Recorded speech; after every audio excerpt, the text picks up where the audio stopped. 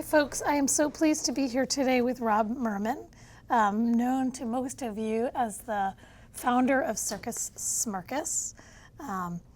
And your circus certainly precedes you without need for a lot of introduction if you're from Vermont or even from beyond. It's touched a ton of people. I first learned about Circus Smirkus having kids and taking them out to see the circus and was totally wowed. And our founder, Nat Ayer, had kids who were in the circus way back when. And so we have footage in the archives as well of early circuses, and we'll take a look at that in a minute. But welcome, Rob. Thanks for joining us. Good to be here. Yeah. I remember Toby Ayer extremely well. We're still good friends. Awesome. Yeah. He was a juggler, right? He was a juggler. I think he was with us the very first year, 1987, and for years after that. Yeah. Yeah. Well, we'll take a look at that, but we're here because you've written this book, Circle of Sawdust, and I'm holding it up now, and maybe, there it is, Memoirs of Mud, Myth, Mirth, Mayhem and Magic. It's a super fun book to read. You are talented with a pen and with words, as well as with what you've created to share with us in the circus arts. Well, that's a nice thing for you to say to a mime. Yes, and you do talk about your time miming in the book as well, learning from Marcel Marceau. But tell us a little bit what led you to write this book? Well, ever since I first ran away to the circus in 1969, I was 19 years old, and the adventures I had were so wild, the characters I met were so wacky,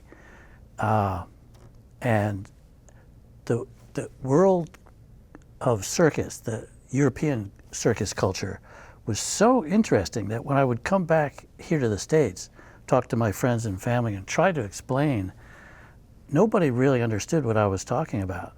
And I was telling the stories over and over and over for so many years. I thought, it's time to write them down. And part of my intention, I think, was to kind of maybe alter the image that Americans have of circus and clowns compared to the European model. It's sort of like soccer. You know, the whole rest of the world loves soccer as the biggest sport. Here in the States, you know, it's football, Super Bowl. Yeah. Very different, and they look, you know, down on soccer. Same thing with circus. There was kind of the image of circus as something that's sleazy, disreputable. Clowns are scary. You know, it comes from Hollywood. Yeah. I was curious about that because, you know, when I got into it, and, you know, I certainly knew you as being the force behind Circus Smirkus and building this amazing gift that comes, you know, used to like, here was this gift, and you see these young people doing these amazing things and be like, oh my gosh. But also it felt accessible, you felt connected to what was going on.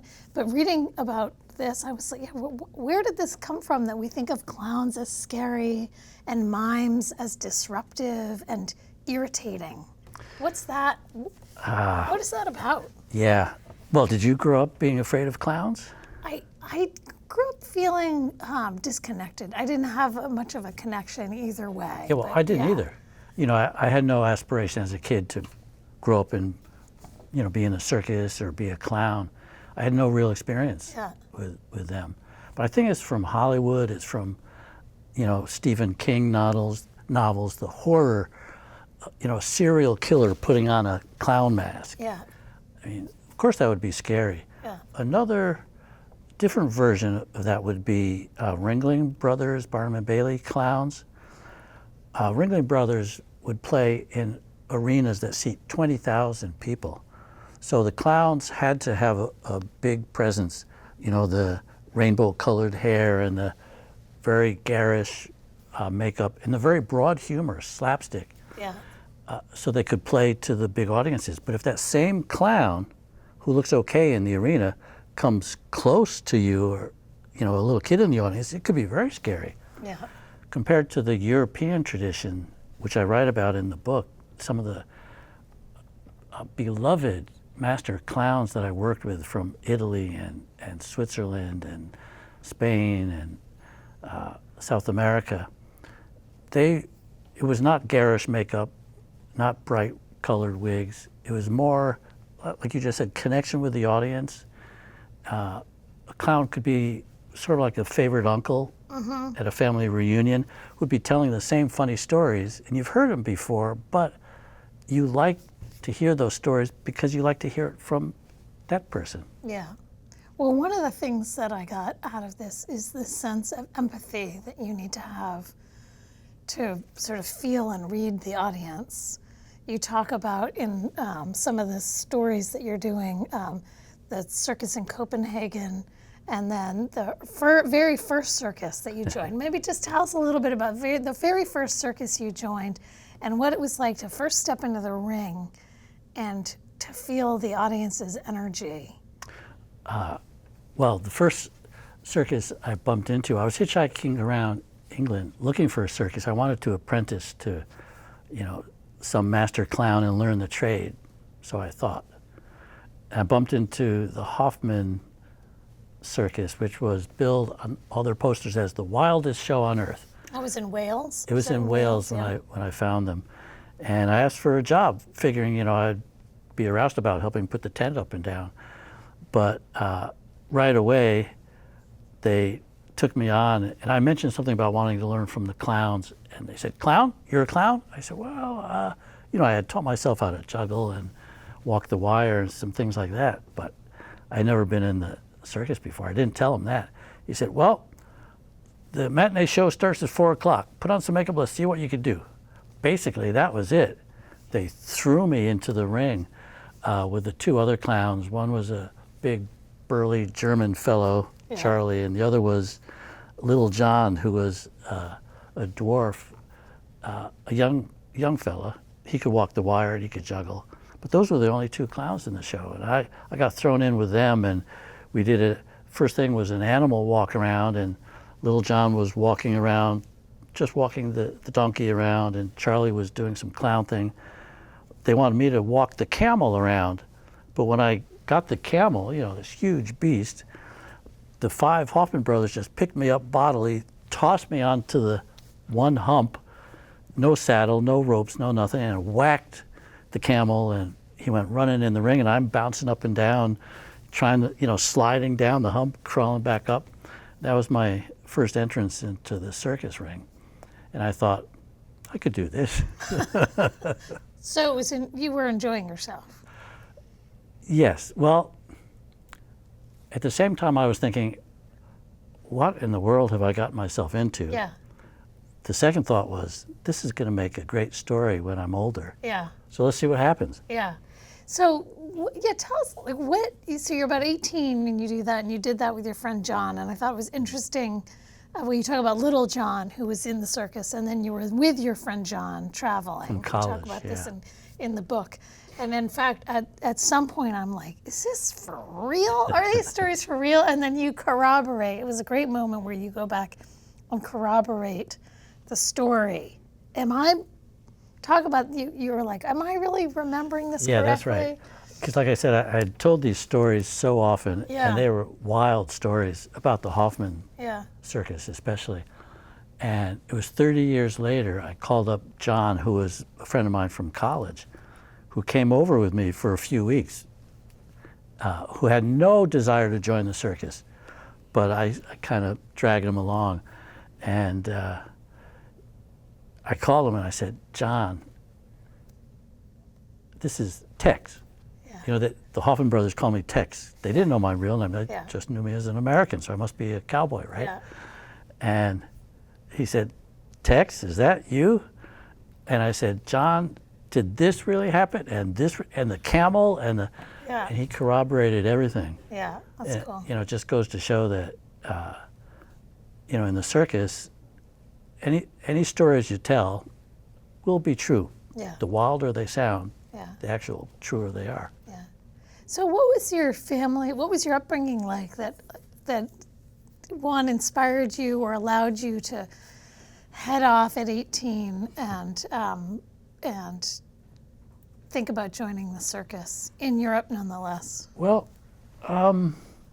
that's an interesting question. I was a very quiet kid, and I was a daydreamer. And I remember I was an observer of everything around me, observer of other kids, observing adults. I had no idea how to act in the adult world, in the wider world outside of my home and backyard. But we would read a lot, you know, Life magazine, National Geographic, which had articles about the circus in Europe, family dynasties and traveling tent shows. But I realized that if I was going to learn anything about my place in the world, I would have to kick my butt out into the world. Were you growing up in Vermont? Where did you grow up? I grew up in Connecticut. Connecticut, okay. Yeah. So I had no real background in circus or performing or entertaining, and nobody in my family did either. But they supported you. They said, go. Well, they had really no idea what I was up to. Yeah, that was until later. Before we were connected all the time to one another in that way. Well, you know, that's how I got the name Circus Smirkus from my mother. Oh. Do you know that story? No. Tell us that story.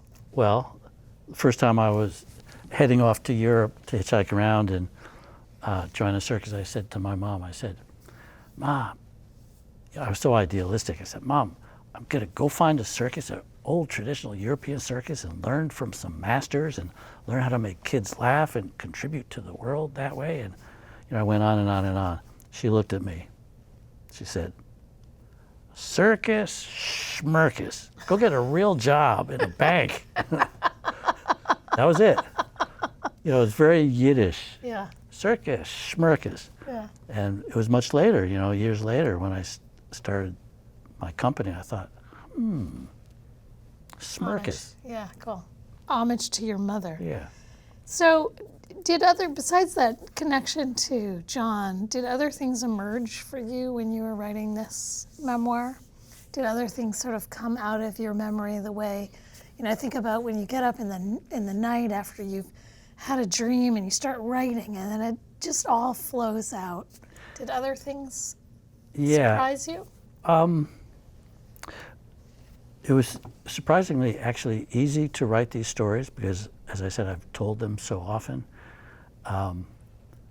But as I was writing, more and more details came out. And you know, memory, I'm writing about things that happened 50 years ago. But some of the things that popped out at me were, well, one was the idea that we choose themes for ourselves in our lives when we're young. And I started to realize as I'm writing these stories, some of the themes that I held on to. One would be the need to go out into the world and to step out on the path of adventure. And in order to do that, you have to take the first step. You can't just be sitting at home watching TV and reading a book. You have to put yourself out there. But once you've taken that first step, get out of your own way. Don't plan everything perfectly. Once you've taken that first step onto the path of adventure, then let it go. You know, you have an intention. My intention was to find a circus and learn about that world. Went over, started hitchhiking around. Then I had no idea what was going to happen.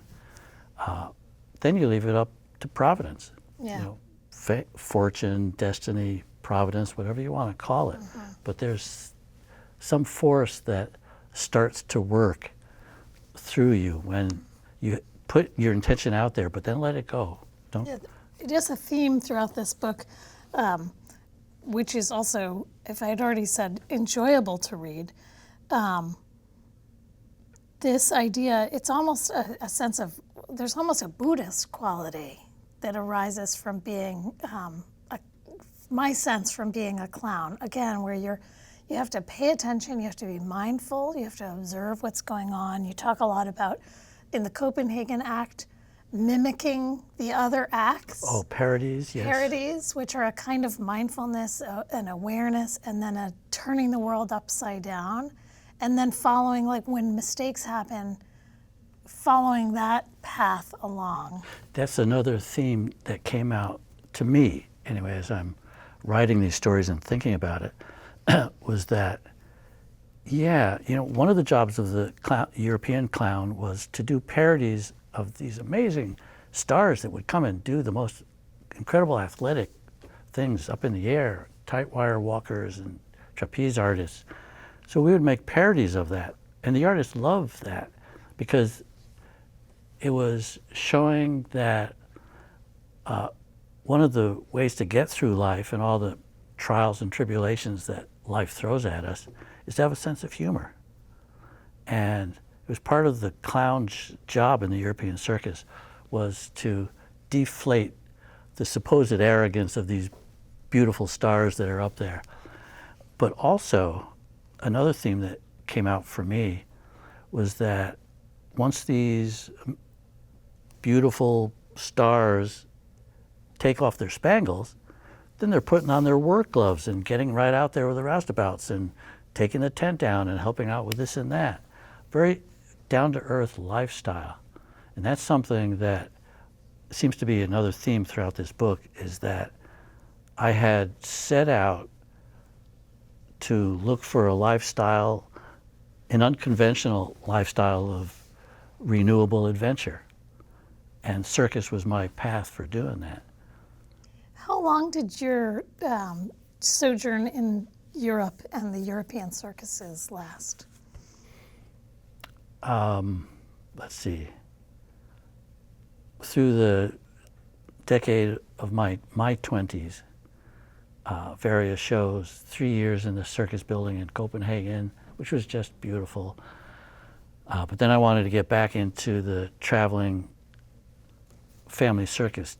So I joined a show in Sweden, called Circus Scott, the Scott family, and traveled with a mule act for 7 months through Sweden. And that experience, again, showed me that traditional circus people, they're a race and a culture apart. Regular folks have no idea of the lifestyle that they do. I mean, circus is a profession, but it's also a lifestyle. You don't go home from it, you live it. And what impressed me so much about the families were that, you know, the kids are working with their aunts and uncles and grandparents and parents. They live together, they train together, they travel together. You know, a kid who's 9 years old, a circus kid, would automatically know how to speak 3 or 4 languages and know geography because they're traveling around the world from country to country. Yeah. It's a beautiful thing, a very different culture. And that is part of what I wanted to bring back here to the States when I started Circus Smirkus. I wanted to give that sense of circus as a family culture. You have your individual skills, so you're individual. There's no competition with others, but you're working as a collaborative. Yeah. Is there? I see you have brought your copy, which is well marked with many places, and I'm curious, what is a favorite passage that you have read or would be willing to read for us today? Sure. Well, these markings I was just doing because in the next few weeks I have a bunch of bookstore and library readings. Yeah. So I was going through different passages of things that I might read. The first one actually describes Circle of Sawdust and what that is. So it's fairly short. Can I read that? Yeah. This is the prelude. When the circus packs up its tent and travels in the middle of the night, the grassy lot leaves little trace that a circus had ever been there. The only sign is a faint circle of sawdust in the middle of the field where the ring had been. If you stand in that circle after the circus has moved on, you feel a shaft of energy that lingers for a few days and suffuses the air with smells of popcorn, sawdust, hot dogs, cotton candy, and the pungent scent of mud, manure, hay, and animal musk. If you close your eyes, you can summon up faint sounds of children laughing, squeaky rubbery balloons, the excited after-show chatter of the audience wandering out into the night, the ringing hammer of sledge loosening heavy iron tent stakes, trucks being loaded with bleachers, poles, and canvas. It is the echo of the circus, come and gone. If some youngster wanders out and happens to stand inside that magical circle of sawdust, who is to say that they might not catch a whiff of wanderlust as the wind swirls around and plants a sense of adventure into their daydreams? Awesome. I do remember the feeling of riding a bike. There was Circus Smirkus had come to town. The kids were little, and the kids were in the bike trailer riding out, and then you see the tent emerge. It was somewhere on the New North End. I can't remember where, but I do remember seeing the tent emerge and just that excitement of going in, and it was not overwhelming. You know, one of the things I really appreciated about Circus Smirkus was that sense of family feel, and then when you walked in, you became part of the family. Yeah, there's nothing scary about it. Yeah. The clowns are not scary. You know, the feeling of the circus tent, you're exactly right. You know, and I've been in the circus for so long, but every season when the tent goes up and the first time you walk inside, all the other performers feel it, the Smirkus kids feel it. There's this magical aura. Yeah.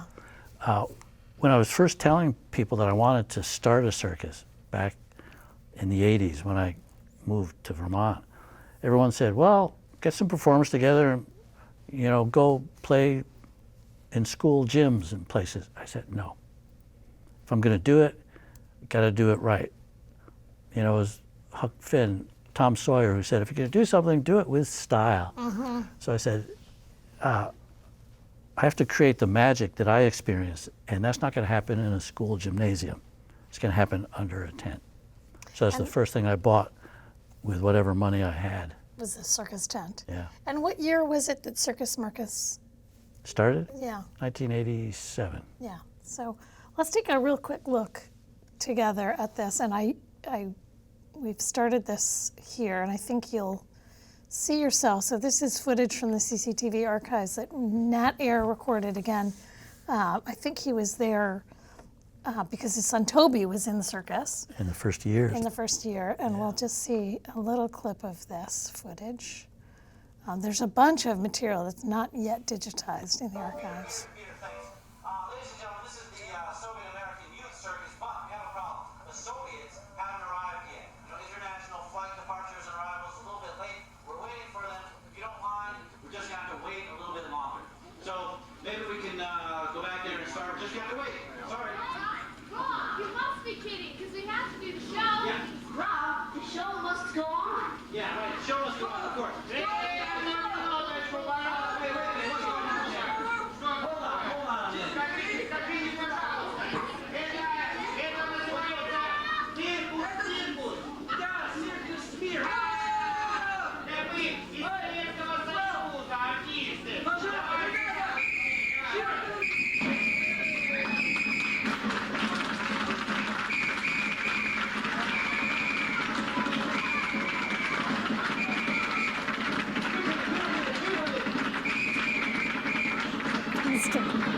So that's you, a young you.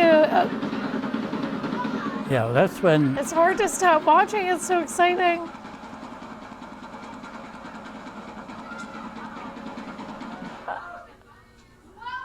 to Circus Smirkus. Yay! The Russian kids first arrived.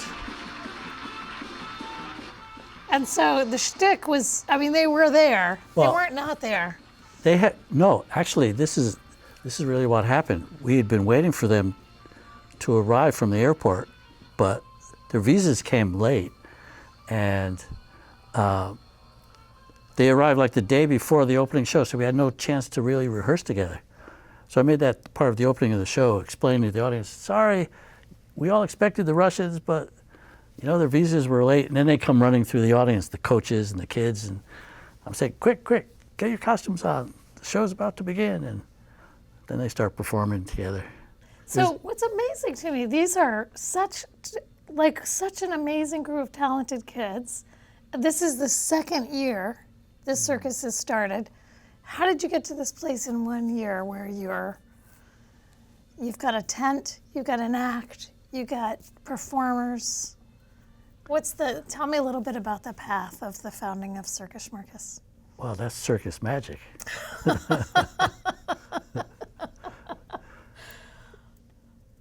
I mean, there it is again. You put out your intention. Oh, there's Toby, yeah.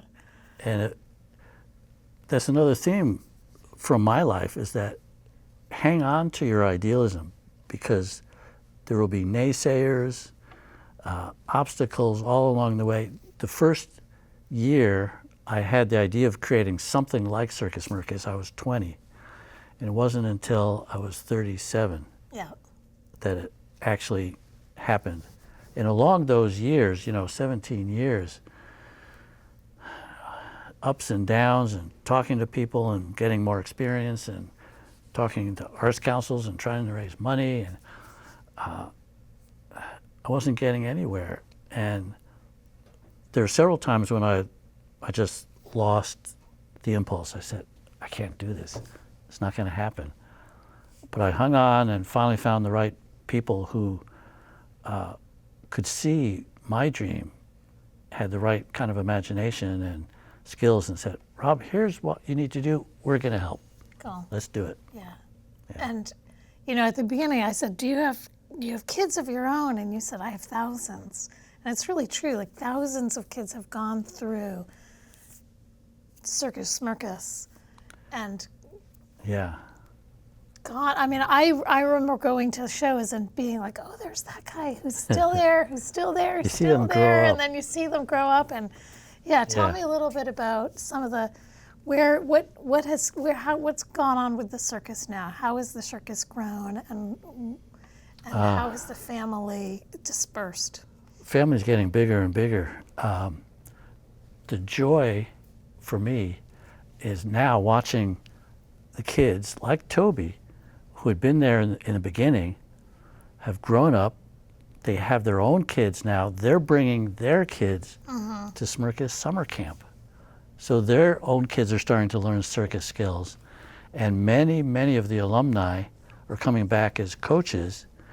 And this year is the first year that the executive director of Circus Smirkus, Rachel Schiffer, was a Smirkus kid. Ah, cool. So it comes around full circle. Great. I didn't know that there was a new executive director Yes. at this point. That's great. Yes. Cool. So that's very exciting Yeah. for me, and because she knows the company. She knows it from the inside out. She was with us, I think, when she was starting, like 10 years old. Yeah. So this idea, these values, these themes that come through this book, about really about how to live life in a crazy world, and the living of life on the margins. Just talk a little bit more about. You studied with Marcel Marceau in France. You sort of you didn't just show up, but you wrote a letter and then you showed up.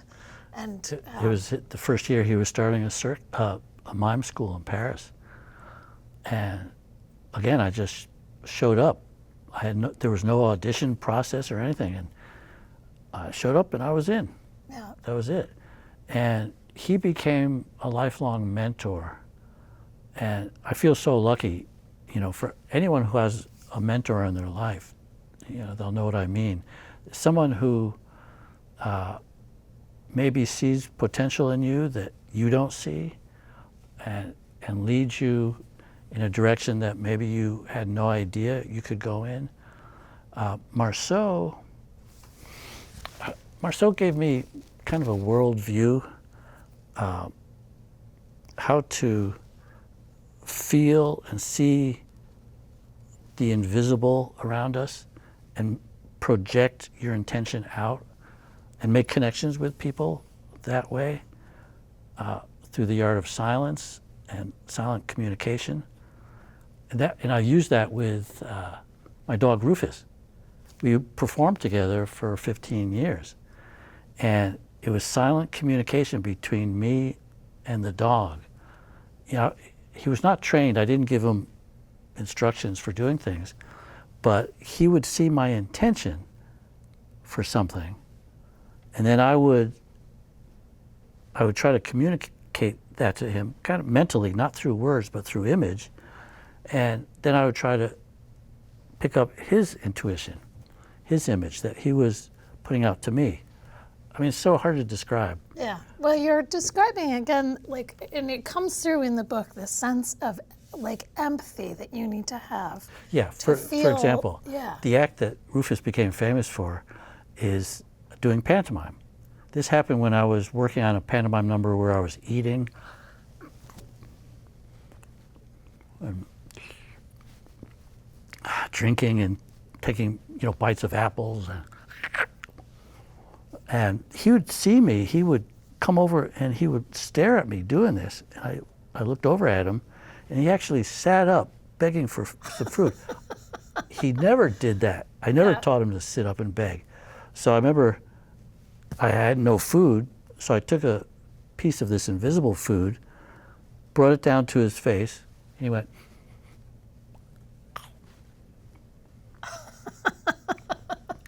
He chewed it and swallowed it. Yeah. Yeah. Doing pantomime. And it was so amazing. I told my friends, he said, no, he can't do that. Yeah. I said, watch. And we did it again. So we've done that, you know, all around the world. It's on Danish TV. Rufus became a star on Danish TV. Yeah, you have a whole, you have your own YouTube channel with materials on it, and I think there is here a little Rufus story, so I'll just play a clip of that. Maybe I'm not sure if this gets into. That's the scene where he's eating. Yeah, let's get into the scene where he's eating.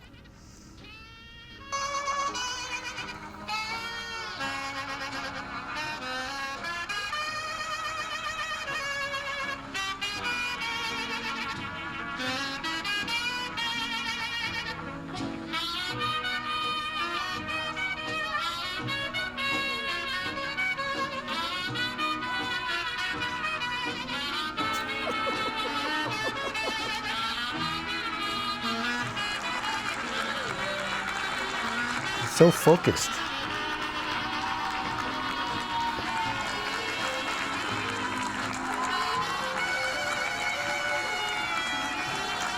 Oh, he's bowing too. He's taking a bow. Yeah. He's milking the audience. Where is this taking place that we're watching? This is in Denmark, actually.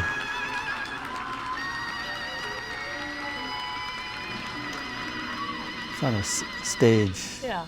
I mean, there is something kind of amazing about turning the world upside down. And, you know, I was thinking about that, you know, our eyes actually turn, like our eyes are designed to see the world upside down, and then our brains turn it right side up. And then our brains also condition us to accept so many things as the way they are. You know, this is the way we are, this is where cars are parked, this is how you go to school. This is reality. This is reality, yes, thank you. And the circus is like sort of stepping outside that. I mean, would you agree? Yeah. And the people who are living the circus life are often folks who are living. Yeah, it's like instead of this is reality, it's like, wow, look at that. This is possible. Yeah. And this and this and this. Yeah. You know, there's never a stop, even to a performer like a juggler. Like Toby was a great juggler. But if he's juggling 5 balls, great, he doesn't stop there. He said, okay, I could do that. What else is possible? So 5 balls behind the back. Yeah. And then add 6 and 7 balls. Yeah. And then add spinning plate. And then it never stops. Yeah. You know, the potential, circus people just see the potential for anything that's out there. Yeah. Where is the circus today? Where is I mean, Circus Smirkus, yeah, but the circus world in general, where's that today? Well, actually, it's healthier than ever. When I started Smirkus, there were no circus schools and circus camps and after-school circus programs anywhere. Now, they're everywhere around this country. Circus programs are very strong. The Smirkus kids, we get them from all around the country now. It used to be just Vermont kids. Now they come from everywhere. And I think a lot of that had to do with Cirque du Soleil becoming popular years ago. And it showed people a new style of circus, that there was something could be elegant and amazing about circus. It's not just, sleaze. Yeah. And Cirque du Soleil really had a big impact on the circus world. And circus is more and more accepted now everywhere. Yeah. I did go down a little rabbit hole of clowns at Cirque du Soleil, because I didn't think of Cirque du Soleil as having clowns as part of it. But I haven't spent a lot of time in that world and realized, there is a whole series of these acts and clowning acts. Do you still do any clowning now in your life? Yeah, well, Cirque du Soleil, I would not call them clowns so much as comics. What's the difference? Different than traditional European clowning, which is in the one ring, sawdust, under a big top tent, where the clowns, the best older clowns have been in the circus families for generations. There could be 5, 6 generations in their family. And that when they were younger, they were acrobats, jugglers, equestrians. They knew all the circus skills. And when they got older and couldn't do those skills anymore, they were still part of the circus family. So they would utilize those skills as clowns. So there was a long tradition of clowning. Cirque du Soleil clowns are much more modern, hip, costumes, a very strong Cirque du Soleil style. Yeah. Yeah. And do you still perform now? Beyond the writing of your book? I'm always performing a little bit. Yeah. I actually go around, I do some lectures about mime and circus, and I do some tricks and Yeah. In those shows. Though I don't perform in the circus anymore. Yeah. Well, you're headed out to do some more book tour and book performances, so to speak, right? You want Yeah, to tell some us a little readings. bit about what's going on, and is the book now released? Is it ready for folks to pick up and purchase?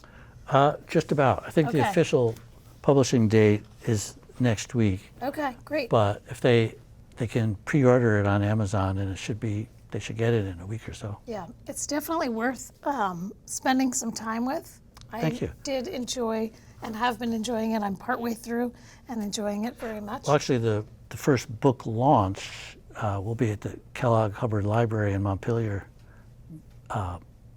May 29th Fantastic.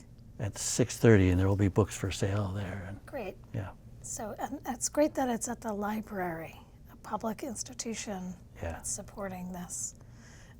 Rob Mermin, thanks for joining us today and having a little conversation about your book and the founding of Circus Smirkus. It's my pleasure. It's always fun to talk circus. Yeah. Thank you all for watching, and if you want to check out the archives and see other footage, somebody's climbing a pole now. It's kind of amazing. CCTV.org, and